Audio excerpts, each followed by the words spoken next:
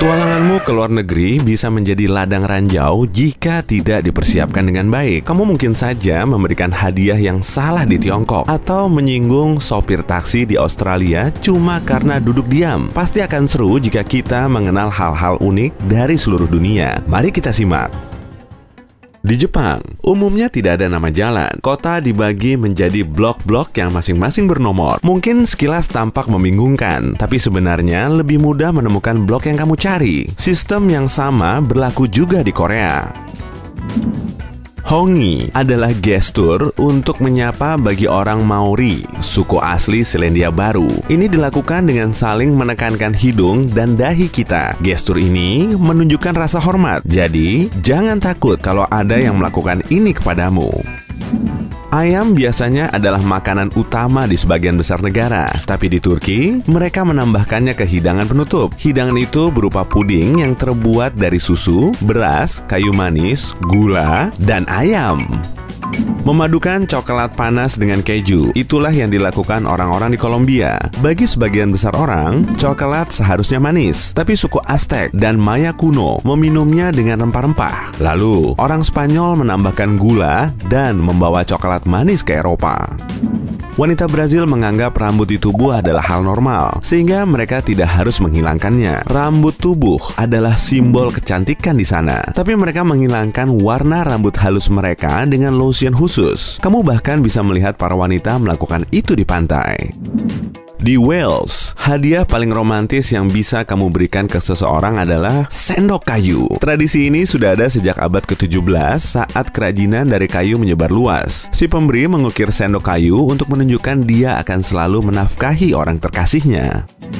Di Korea, alih-alih zodiak, teman kencanmu akan menanyakan, apa golongan darahmu? Orang Korea percaya golongan darah lebih kuat menentukan sifat kepribadian. A. Dikenal bertanggung jawab, tapi keras kepala. Golongan darah B. Kreatif, tapi agak egois. Orang dengan golongan darah O. Berjiwa pemimpin, tapi mungkin sombong. Dan tipe AB. Rasional, tapi sangat kritis. Hati-hati saat memilih hadiah untuk teman Kanadamu. Di sana, memberikan bunga adalah tanda rasa cinta yang kuat dan bisa disalahartikan sebagai pernyataan cinta. Alih-alih menggunakan jari telunjuk, orang Malaysia menunjuk dengan jempol. Menunjuk dengan jari telunjuk dianggap tidak pantas. Di beberapa negara Afrika, telunjuk digunakan hanya untuk menunjuk benda, bukan manusia. Orang Nicaragua menunjuk dengan bibir mereka. Ini dilakukan untuk memberitahu sesuatu terjadi di dekat mereka, bukan ingin mencium orang lain atau benda yang mereka tunjuk. Di Timur Tengah, India, Sri Lanka, dan beberapa daerah di Afrika menggunakan tangan kiri saat menyapa, bertransaksi jual beli, dan makan dianggap tidak sopan. Itulah alasan kamu harus berhati-hati dan cobalah gunakan tangan kanan sebisa mungkin. Di Spanyol, ada satu hari saat kita boleh melempar tomat ke orang asing. Festival Tomatina dilangsungkan di Bunol pada hari Rabu terakhir di bulan Agustus. Setiap tahun di salah satu kota di Finlandia berlangsung kejuaraan menggendong istri. Para peserta harus menggendong istri mereka sambil melewati rintangan dan menjadi orang pertama yang tiba di garis finish.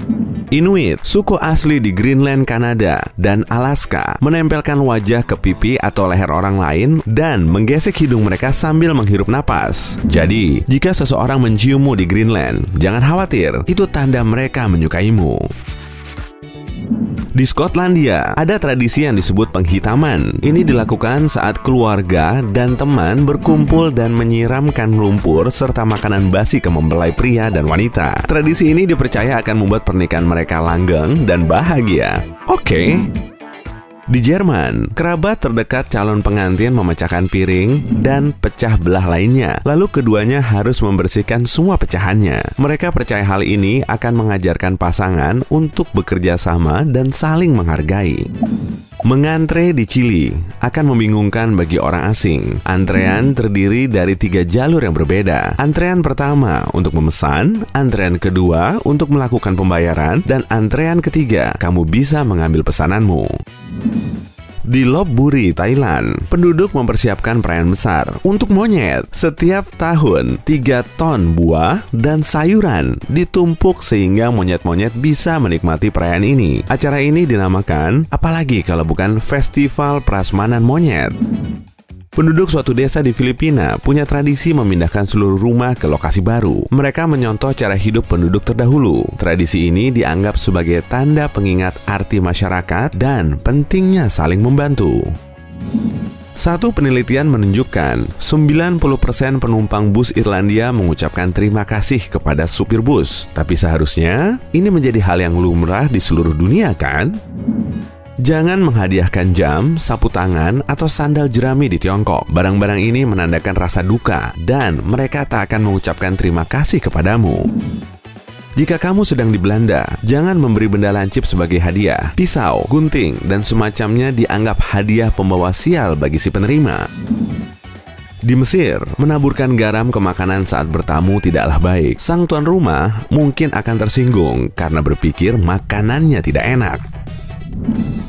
Di Venezuela, tiba tepat waktu dianggap tidak sopan. Datang tepat waktu ke rumah temanmu menandakan kamu serakah. Datanglah sedikit terlambat, 10 atau 15 menit sudah cukup. Jika kamu diundang ke acara pernikahan atau makan malam orang Bolivia, jangan pernah membicarakan kesepakatan bisnis atau pekerjaan. Melakukan ini di saat kamu seharusnya berpesta dianggap tidak baik. Tapi kalau tuan rumah yang memulainya, silahkan saja. Dan bagaimana kamu tahu kalau rapat bisnis di Finlandia terbilang berhasil? Kamu akan diundang ke sauna. Ini adalah tempat untuk pembicaraan santai dan akrab, dan cuma orang yang bisa dipercaya yang diterima di sini. Di Norwegia, mengikuti tata cara makan sangatlah penting. Bahkan makanan yang umum dimakan menggunakan tangan seperti roti lapis atau pizza tetap harus disantap menggunakan pisau dan garpu. Orang Yunani tidak percaya peri gigi. Mereka memilih melempar gigi susu ke atap rumah. Ini dimaksudkan untuk membawa keberuntungan dan kesehatan gigi. Atap rumah, langit-langit mulut, masuk akal. Di Denmark, anak-anak menulis surat saat hari Paskah. Kata-katanya harus berima dan nama si penulis harus diubah dalam bentuk kode. Seorang anak mengirimkan surat tanpa nama ke temannya, dan jika temannya bisa menebak nama penulisnya, dia akan mendapatkan telur coklat. Senin basah adalah tradisi seru hari Paskah Polandia ketika semua orang saling menyiramkan air. Kamu bisa dibangunkan oleh siraman seember air jika terlalu lama tidur. Pada hari Senin, laki-laki mengguyur perempuan. Sementara pada hari Selasa, waktunya para perempuan membalas.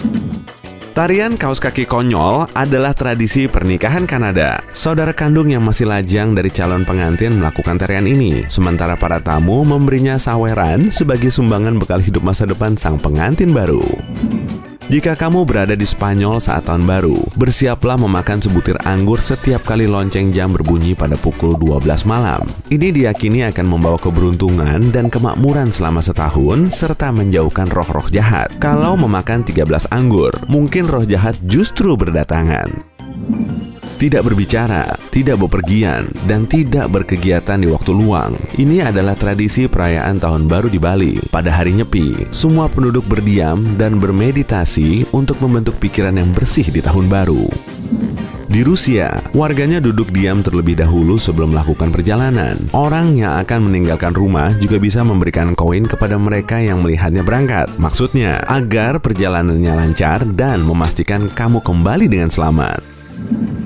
Jika kamu sedang di Jepang dan ada pria misterius berseragam mulai mendorong orang-orang ke kereta, jangan takut. Ini hal yang biasa. Pria ini hanya melakukan pekerjaannya. Dia adalah pendorong penumpang, dan kamu pastinya akan didorong juga. Di Australia, penumpang yang duduk di kursi belakang taksi dianggap sombong. Menolak duduk di kursi sebelah sopir artinya kamu menjaga jarak dari si sopir seolah statusmu lebih tinggi dibanding mereka. Terakhir, jika melihat burung magpie di Inggris, kamu harus menyapanya agar terhindar dari nasib buruk. Kamu bisa memberi hormat, mengangkat topi, atau mengucapkan selamat pagi. Yap, burung terkadang juga perlu disapa. Hey, jika kamu belajar hal baru hari ini, klik tombol suka di video ini, lalu bagikan pada teman-temanmu. Inilah beberapa video menarik lainnya yang bisa kamu tonton. Klik saja video di salah satu sisi layar. Dan ingat, tetaplah di sisi terang kehidupan.